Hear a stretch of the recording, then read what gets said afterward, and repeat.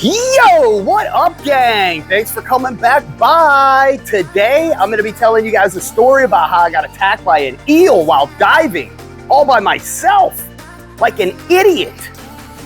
So stick around. And by the way, if you don't like graphic images, turn it off right now. And if you do, or you don't mind, stick around, because I'm going to tell you how it happened. Peace!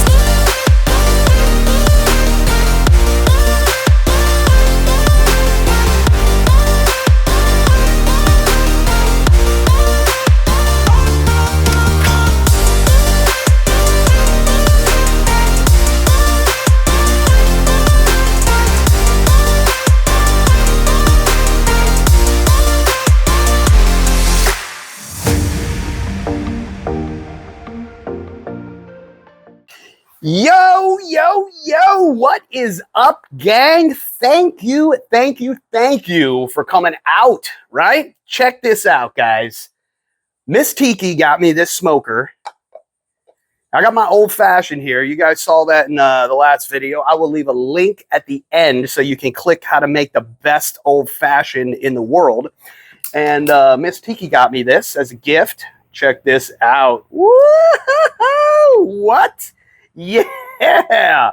Oh, a little smoke ring. All right, here we go. Boom. Look at that, right? So it only takes a little bit, right? We're not going to do anything crazy with this. Look at that. And that's just enough. That's just enough. Let's taste it.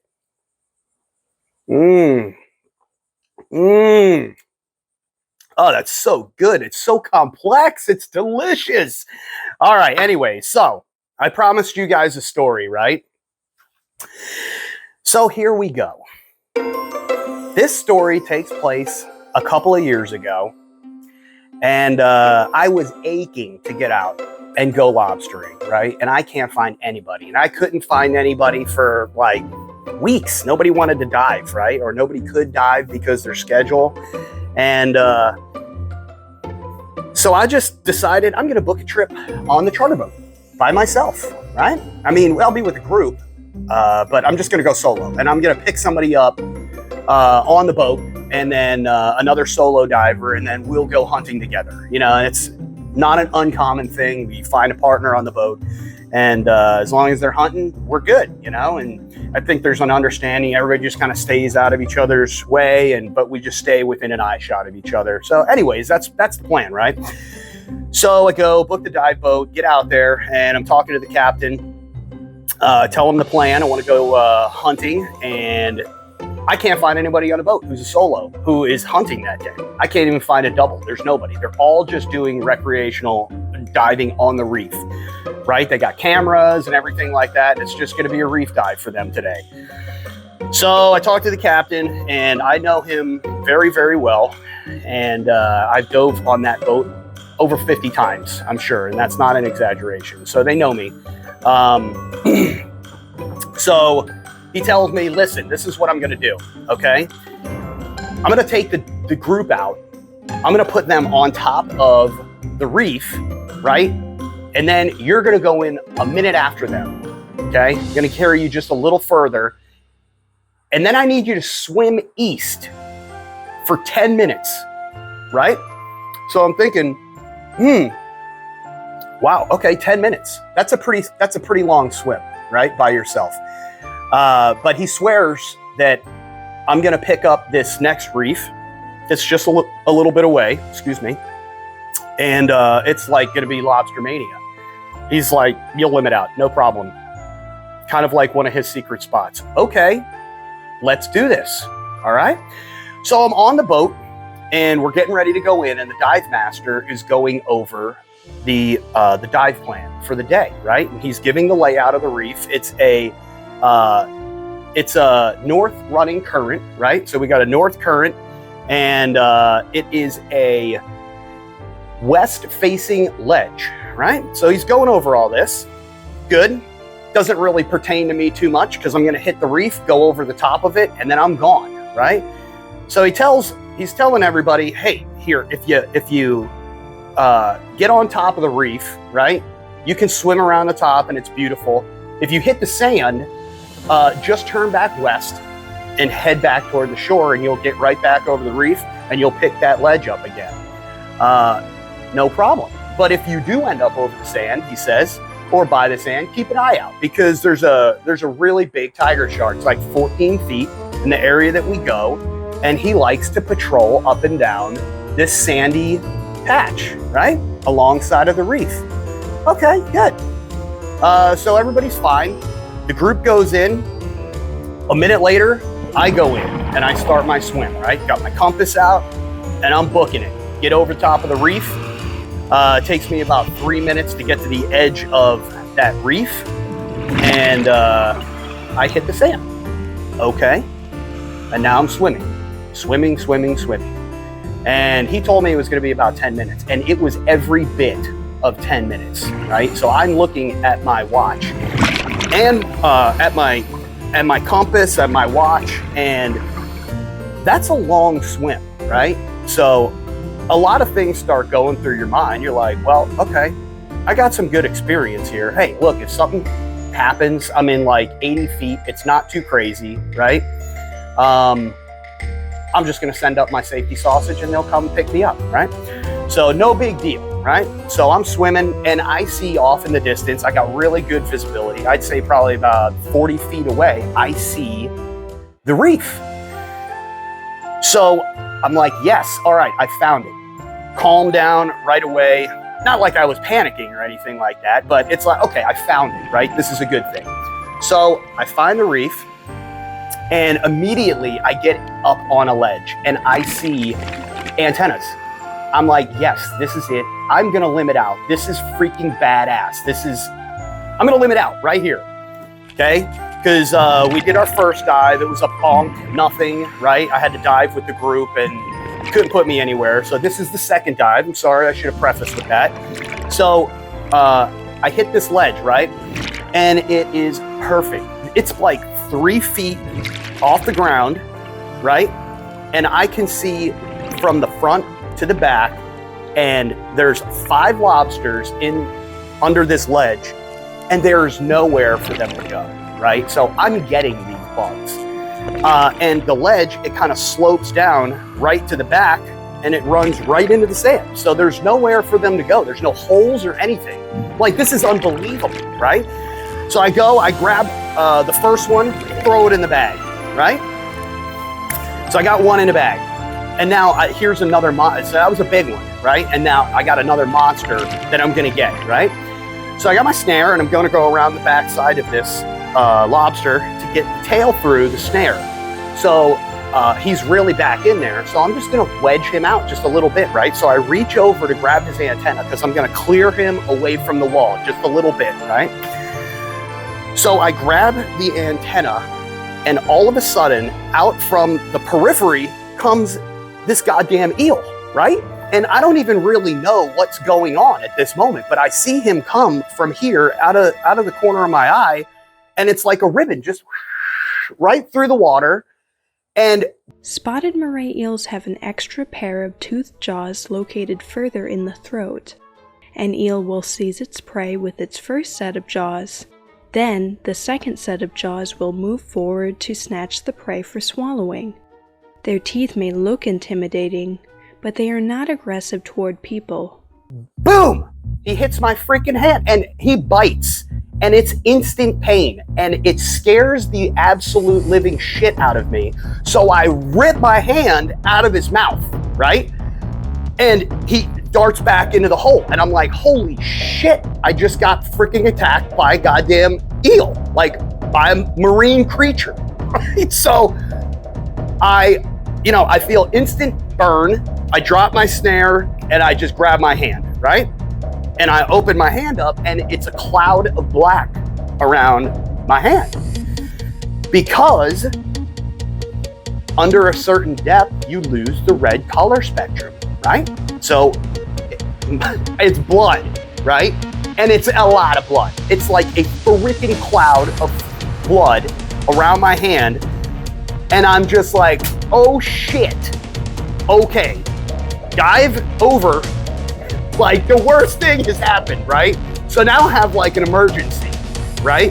I'm not dying, right? So I take a deep breath, right, through my reg, and I'm just like, whew, I gather my thoughts here. Okay, I'm not losing my $50 snare. So I swam back, and now I'm like, I'd say 15 feet above the surface, the sand now. So I'm like, okay, I'm not losing my snare. So I go back down, I grab my snare, and I'm looking at these lobsters under the ledge, and I'm just like, okay, well, another day. You shall live to fight another day, right? So I grab my snare, and every time that I let go of my hand, it is like a cloud of blood. Like, it's bleeding profusely. And I'm like, holy shit, man. Like, okay, do I make an emergency ascent, or do I just go up? Like, okay, if I make an emergency ascent, like, what? Risk getting the bends, right? Okay, no, not gonna do that. So I'm just gonna go cruise real slow, and this is all going through my mind, right? So I clipped off my snare. I got everything clipped off. Got one in the bag, and I look, and I'm over the sand. I'm like, I'm over the sand. Goddamn tiger shark is over the sand. So I'm bleeding like a stuck effing pig, and I'm over the sand, right? So now I'm thinking I'm gonna get eaten. I'm all by myself. I'm gonna get eaten. Now the worst is the worst. So I just start slowly making my way up, right? Slowly make my way up. Here's my glove that it got, and you can see that it just ripped right through. And I'm gonna show you guys pictures, like, if I haven't already, right now, of what an eel's mouth looks like, right? What their jaws look like. So if you'll notice, there's 3 holes up in the top, up here in the top of the hand, right? There's 1, 2, 3. And then there's this big wide open gash in the bottom, right? So I'm floating, right? And I go to my safety stop. I'm at 20 feet. And I'm like, son of a bitch. I got to get my surface marker up, right? Because I'm way far away from the boat.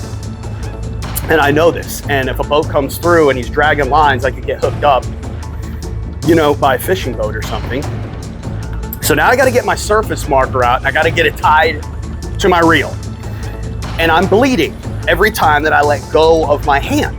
So thinking to myself, how am I going to do this? Okay, well, we're just going to do this, right? So I'm fumble effing around in my BC, and that's where I keep my safety sausage. I got my reel there.